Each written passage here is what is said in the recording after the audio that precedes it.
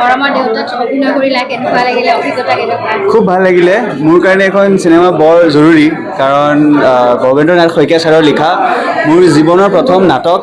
ভৱেন্দ্ৰ নাথ শইকীয়া ছাৰৰ লিখা শান্তশিষ্ট হৃষ্টপুষ্ট মহাদুষ্ট আছিলে, আৰু এইখন মোৰ প্ৰথম চিনেমাও তেওঁ লিখা হোৱাটো এইটো মোৰ কাৰণে মানে বিৰাট ইটছ এন অনাৰ। কেনেকুৱা আছে?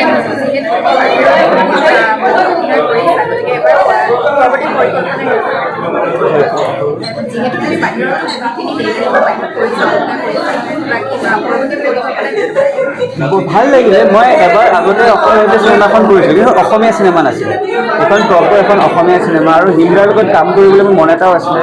মই সৰুতে তেওঁক লগ পোৱাৰ পিছত আমি অকণ ডাঙৰ পাছত লগ পোৱা, তেওঁ যদি আহি পেলাই আমি কথাটো শুনালে, তেওঁৰ লগত কাম কৰাৰ মই যদি অপৰচুনিটি পালোঁ, মোৰ বিৰাট ভাল লাগিলে।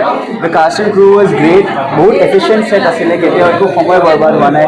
যেনেকৈ তেওঁলোকে ভিতৰতো কৈছিলে, অকণমান গহীন আছিলে, কিন্তু মানে মুম্বাইতো কাম কৰিলোঁ, মই ইয়াতেও কাম কৰিলোঁ, এইটো মই এনেকৈ ডিফাৰেঞ্চ নেদেখিলোঁ। মই ইয়াতে কাম কৰি খুব ভাল লাগিলে। যিহেতু নতুন প্ৰজন্মৰ ল'ৰা ছোৱালী আৰু পৰিয়ালৰ মাজতে তুমি কি ক'বা? নতুন প্ৰজন্মৰ যিখিনি ল'ৰা ছোৱালী আমাৰ প্ৰতি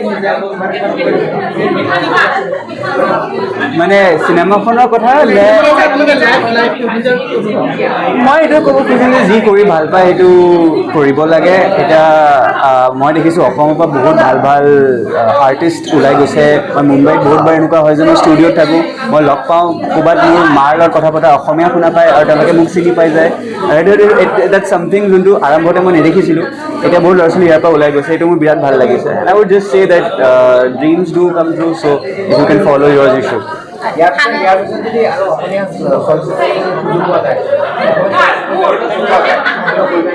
কৰিম। যদি স্ক্ৰিপ্ট ভাল হয়, যদি মানুহ ডাইৰেক্টৰৰ লগত কথা পাতি, প্ৰডাকশ্যনৰ লগত কথা পাতি ভাল লাগে, দেন মই সেইটোৱে মোৰ মানে বহুত সৰু এটা ৰাস্তা মোৰ, যোনটোদি মই মোৰ এই ষ্টেটখনক কিবা এটা ঘূৰাই দিব পাৰোঁ। যোনটো ষ্টেটত মই জন্ম হৈছোঁ, যোনটোৱে মোক এটা ইমান কৰিছে, য'ৰ পৰা মোৰ ফেমিলি। ত' অফক'ৰ্ছ যদি ভাল স্ক্ৰিপ্ট হয়, ভাল ডাইৰেক্টৰ হয়, মই সদায় কাম কৰিবলৈ ভাল পাওঁ।